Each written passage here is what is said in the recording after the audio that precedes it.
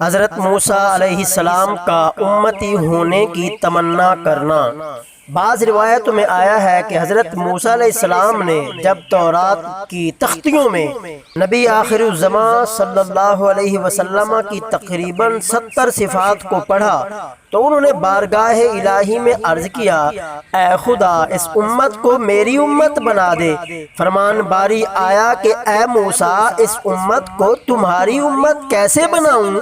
وہ امت تو نبی آخر الزمان احمد مجتبی صلی اللہ علیہ وآلہ وسلم کی ہے۔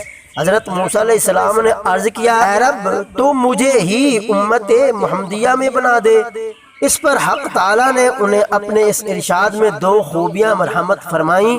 چنانچہ فرمایا، قال یا موسیٰ انی اصطفیتک علی الناس برسالاتی وبکلامی فخذ ما آتیتک وکن من الشاکرین۔